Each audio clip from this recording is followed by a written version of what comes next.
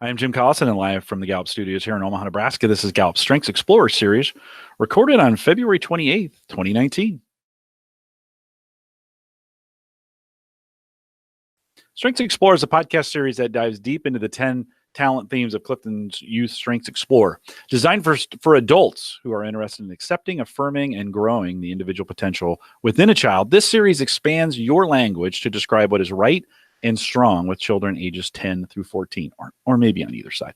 To further your understanding, check out Gallup's book, Strengths-Based Parenting, available wherever books are sold, or you can find it on our website, shop.gallup.com. And today's theme is confidence. Don't forget to visit the Gallup Strength Center, just gallupstrengthcenter.com, for all your Clifton Strengths coaching resources and training needs. You can also catch this video in both streaming and downloadable audio for offline listening. We call that podcasting. All the cool kids are doing it. If you're not discovering it or haven't discovered it yet, to save you time in the car, in a train, on a plane, all those places, we've got everything you need, especially for this series. I just added it to the resources page. So go to coaching.gallup.com, click on the resources tab. By the way, mobile friendly now as well. Head out there and get that done. All the links you need to get signed up for the podcast are there. Micah Librant is our host today. She's a workplace consultant here at Gallup. Micah, great to see you again, and welcome back to the Strengths Explorer series. Thanks. Great to be here. I want to do a tiny little quick commercial, just a clarification.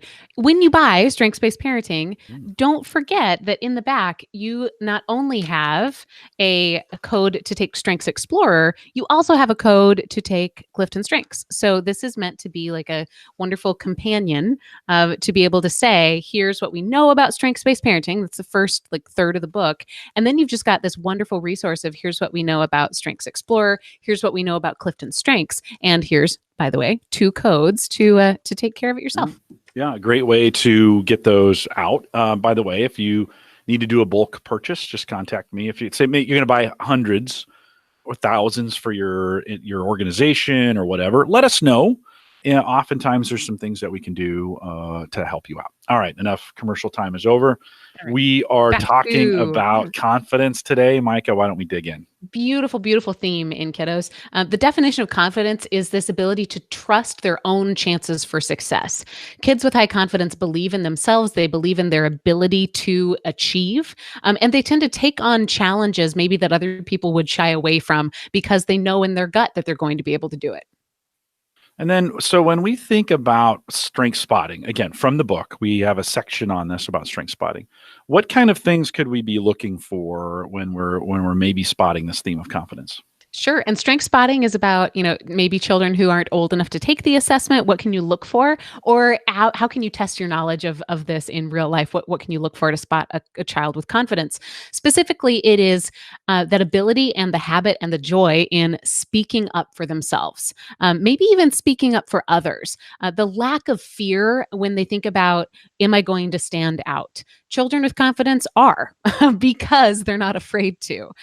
You might hear a child with confidence say, let me do it. Don't confuse this with just a child being 3 years old. That's also something that developmentally happens.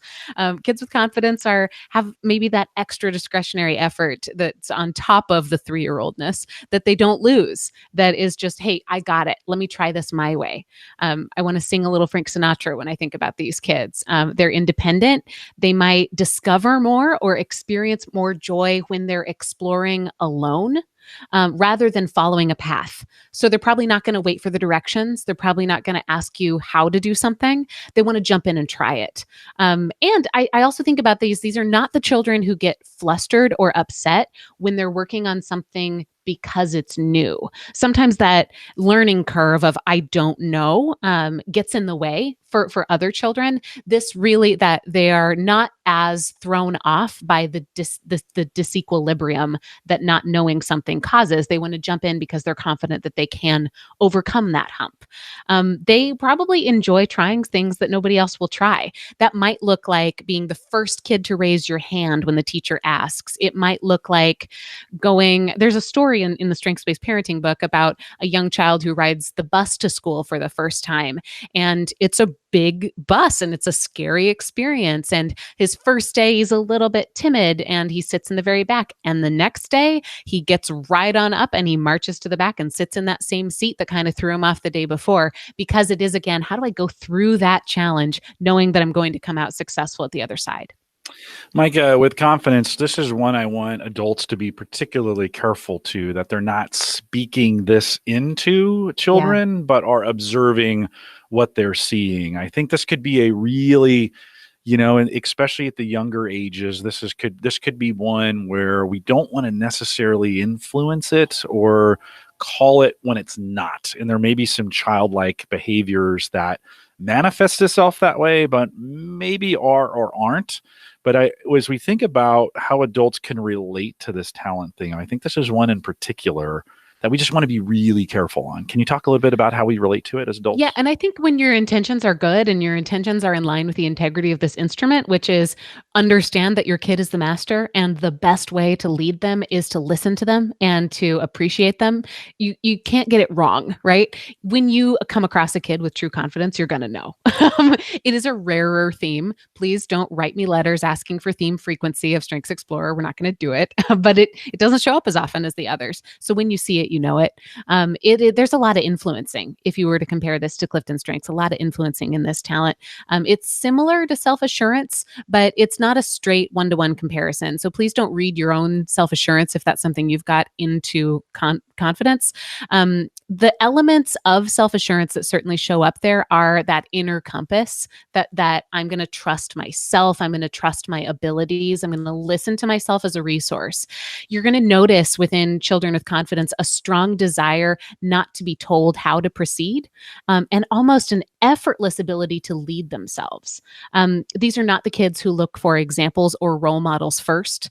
They might be by default the kids who other children look to because of their courage. But now I'm going to go to another assessment to make another clarification that I hope makes sense. When you think about the element of risk within our BP10, our builder profile, we talk about people, entrepreneurs, builders who have high risk look to others to be more comfortable with risk than maybe they do to themselves, because to them, it's not a risky proposition. It's a place where they're comfortable that just happens to be 3 degrees outside the circle of comfort for everyone else. So I think there's a similarity there. When you look at confidence, they probably look really brave. But in reality, it's just coming from this assuredness that they're maybe they're not weighing as many potential downfalls as other children are, because they know that at the end of the day, it's them and their ability who's going to be able to get through that challenge. Confidence doesn't seem like courage or bravery to the kid who has it. I think it's not achieving, right? It's not about overcoming a challenge as much as it is believing that something difficult is not a challenge. um, for an adult, I think it's important also to consider when are the times in your life, when are the environments, maybe even when are you in a relationship that makes you feel really certain and a little bit bulletproof. What do you know in your core as an adult that you can do and that you can do well? You are going to connect better to a child's talent, regardless of whether it's confidence or caring or competing or achieving, once you understand your own talent. Specifically with confidence, I think you can relate to what they're channeling when you think about times that you yourself as an adult are in flow. So when is it that you feel like you're in the zone? That's how kids with confidence might approach a new challenge. And so understanding that they're not reckless, they're not inflated, they just genuinely do feel like they've got this ability within them and a desire to execute on that ability. Mike, I love what you said about kind of understanding our own. And sometimes I think it's easy to focus on these external children of sort because they're in front of us and we're not having to feel the emotions they're feeling, and we can do some of that. And really, we have opportunities in ourselves. The book contains both a code for them and for us. And so a great opportunity to spend some time. If you're new to Strengths Explorer, Micah and I have already developed 3.5 hours of learning for you on every single theme that comes out of CliftonStrengths. And so, what have you done to develop yourself? Are you understanding your talent themes as you're working through and seeing it? Again, it influences the way you see your children. So why not spend that time on yourself, also understanding what those things mean to you? So, Micah, I love that you called that out. When we think of some words, because they're always listening, children are always listening, they're hearing these things. And there are words we call them that we don't want them to be remembered by. But when we think about some words as we see these, what can we replace those words with these and maybe be more positive? Maybe it's being more positive. Maybe it's also just being more interesting Yeah. or more memorable. I think when you're describing and accepting confidence, you might think about words like independent, certain, brave, bold. Sounds like I'm talking about really cool Disney characters now. Creative. I think the creativity comes from a different place than it would with like future thinker or discoverer. The creativity comes from, I think, that joy in doing something that other people aren't going to do, and so it can look like creativity. Outspoken, but don't confuse confidence with presence. That's another theme that we'll talk about in a couple weeks. The motivation for confidence isn't about the audience as much as it is the cause, the overcoming, the ability.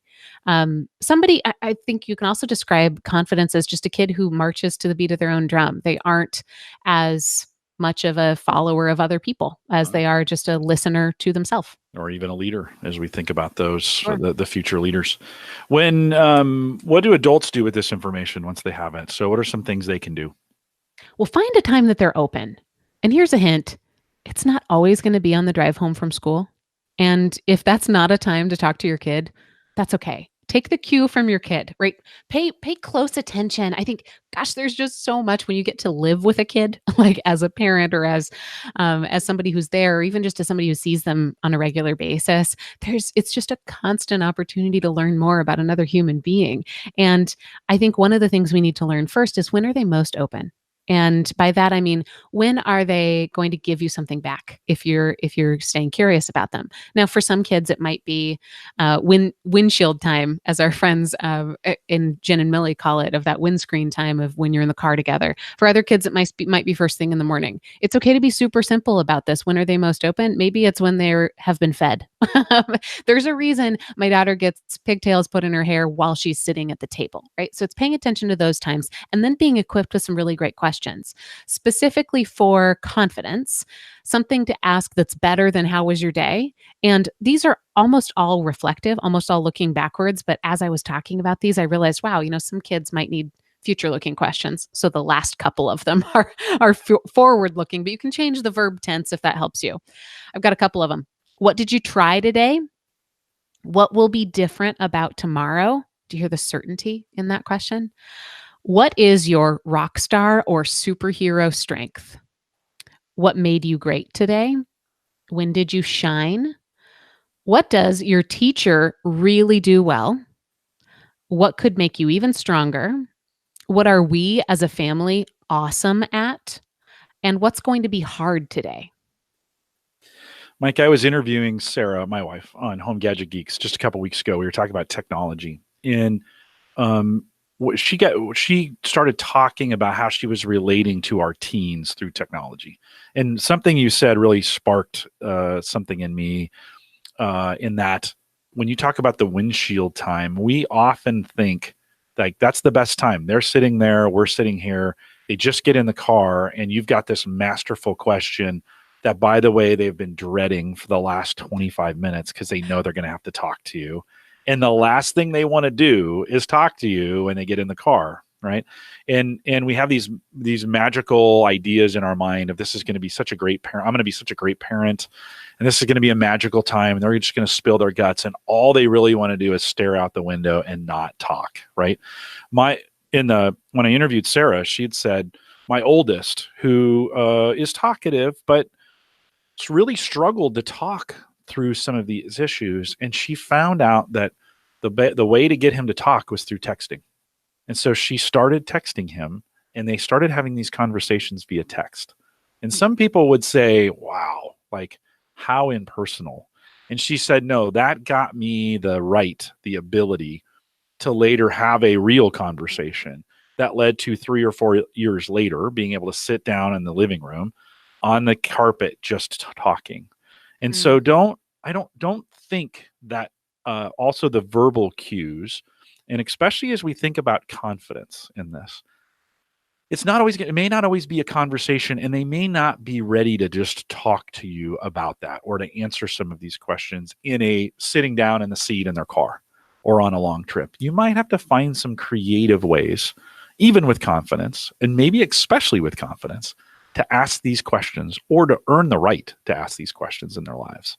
And so don't fall into the trap of finding one spot. Don't make it always dinner. Yeah.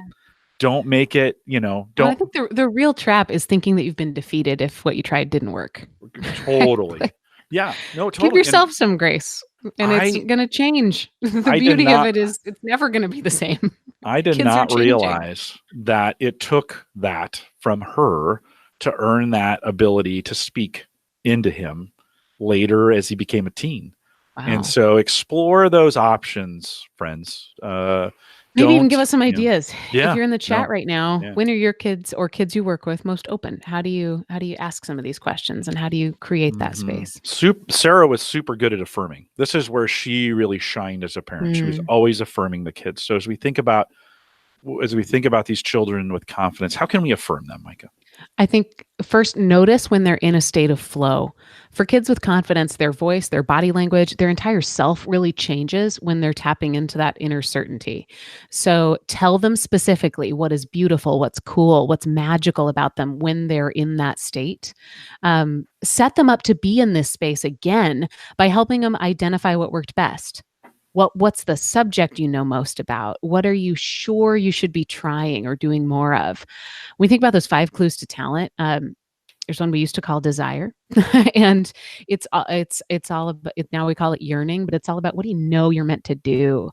And I think for kids with confidence, that answer might be a little bit more clear. They might have a little bit more of a direct line into that desire, and it might be something like, I'm going to be the captain of our team, or like, I'm going to be the cheerleader of our team, or like, I need to direct an orchestra or build a rocket ship to Pluto, like whatever it is, it's tapping into that and it's talking about it. And it's also listening to it with very serious intent and commitment and honoring the seriousness that they have about their desire. I think the point that you want to get to is, how do you help them understand their certainty so that you can cultivate their influence? Help your kid notice when they're in that state of true talent and learn that that has a brilliant, beautiful, magical effect on other people. The other thing I think we want to affirm is allowing your confidence child to experiment. Let go of there having to be a right way to do everything. Right? That's big. Should I say it again? We might even let go of there having to be a right way to do anything. Your child is going to want to try things on their own. They are going to thrive when you allow them to stumble first and then redirect later. A confidence child is going to be better if they've tried something their own way than if they've prepared how you think the right way it is to do it, or even how you've experienced the right way it is to do it. And the older they get, the more frustrating for you this could get, because you can stand on the sidelines and project your own experience onto them and say, you know what, I know you're going to trip if you go that way. But they've got it. And it's not just that they need to know that you think they've got it. They genuinely do. They really do have it. So set clear expectations for rules that can't be bent. Maybe it's a checklist of non-negotiable expectations that includes, is it safe? Is it true? Is it respectful? And then let them do it. Let them do it their way. What a great list there. Is it safe? Is it true? Is it respectful? What a great checklist to kind of go through as we think through this. Connie in the chat room says her teen boys have been easier to talk to in their own rooms before they go to bed. They open up a lot more if it's one-on-one conversation, not in front of family members. Right? I mean, some really good insight into where is it safe? And it probably won't happen every night, right? No. This is, I think, sometimes you think you're going into these magical moments, and it's like, no, tonight they don't have anything to say. Good night. Like that's what should be said. Yeah. My favorite part when we think about the go do it challenges that we've put together, Micah, what do you have for us today? I've got some. Don't forget that your Strengths Explorer results include action items for children and adults. And they're right there, and they're easy to read, and they're like easy to interpret, and they are like peanut butter, kid tested, parent approved. So there's already some there. But in addition to that, I've created 2 challenges for you if you've got a kid with confidence, something that you can do this week to really grow and invest in your confidence child. One we're calling Level Up. Confidence is about trusting your ability to accomplish. So lean into that even further by looking for something this kid has already done well and ask them, challenge them, tap into what they sense to be the next level of success. And then develop and offer 3 choices for challenges that they could take on that would help them be better at something they've already been good at. Number 2, Jim and I were joking about this. Well, I was joking and I was hoping he was laughing. But I said, I'm going to title this one something adults will get. So I'm calling it Weekend Update. I'd like you, if you've got a kid with confidence, spend 15 to 30 minutes making your child the starring guest in a show that we're going to call What We Need to Know About Your World. Just ask your kids some questions about what they think is important, what they think you need to know, and challenge yourself not to react to what they say, but just to listen and then ask another question. This is a take on something that we do with managers that always, I want to say always, has a big effect. That idea that I could sit down with a direct report and ask them some really great questions and not have to have answers and not have to use that to feedback, but just be that channel that says, I'm curious about you. I love you. I'm excited about you. I'm just going to be here to listen. Mm-hmm. It's one of my favorite things to do as a manager and as a dad is to just listen. I struggle with it sometimes, and I think most people do, especially parents. It's super hard not to want to give advice or not to want to give feedback. And to feel like we have to, right? Mm-hmm. Yeah. No, my daughter, who's 20, we still have these kinds of conversations as I'm driving back with her from college. I don't think she's going to listen to this series, so I can talk. And I haven't really talked about her much in this one, but that's it. We're still working on some of that, at least for me. And when she's talking to me, listening and not talking, not being the one who's providing feedback, but to let her just have that time and ask a whole bunch of really open-ended conversations and be okay with it. I honestly think it's an area where coaches struggle sometimes because they feel like they have to be the answer person with the answers, and it's mom and dads. It breaks our hearts when we don't have those answers.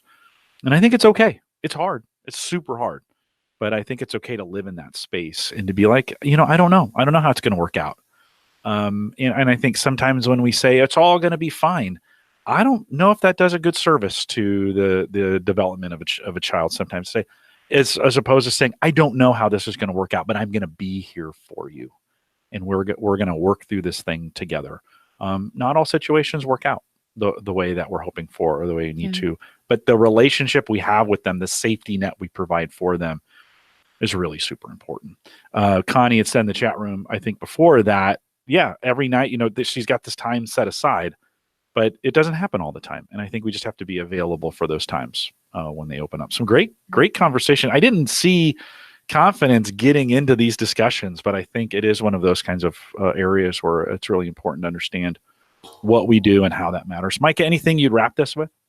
I just think it's a great reminder that the goal of this podcast, and we've taken a pretty left turn from what we usually talk about on Thursday afternoons. That's very tied and very obvious to the workplace. But this is the workplace, right? Your lives include other humans who happen at some point to be between 10 and 14. And so the goal of this podcast, and we believe that it's worth it, is to improve the conversations that we have with children, to help adults accept and affirm and grow and be there together, because we're all part of this ecosystem that eventually becomes our economy. So it's how do we accept and affirm and grow those natural talents within kids? I just want to give another special thanks to those people who've gone before us, helping us really have this grounded in research and grounded in, I think, great guiding principles. And that's Dr. Mary Reckmeyer and Jerlene Mosley. And to our kid translator for some of these words, special thanks to Johnny Leesfeld. Super great. We'll remind everyone to take full advantage of all the resources we have available at the Gallup Strengths Center. Just GallupStrengthsCenter.com. Send us your questions or comments if you'd like to be a guest blogger. We haven't done a ton of blogs on Strengths Explorer. Micah, I have noticed this, though. Since we started talking about this at the beginning of the year, I'm seeing Strengths Explorer pop up more on LinkedIn and on Facebook. Yeah, awesome. Now, it's not scientific. I have no way of scientifically. Like when you buy a car and you can see all the other similar It's very brands. possible. It's very possible that my confidence is playing into that and saying, oh, yeah, we did it. But many of you are starting to talk about it more. At least I'm starting to see it more in our social channels. And so if you got something you want to say, you want to write about it, be perfect. Send us 400 to 600 words, put it in an email, send it to coaching@gallup.com. We can consider it. We can't take everything, but we can take many.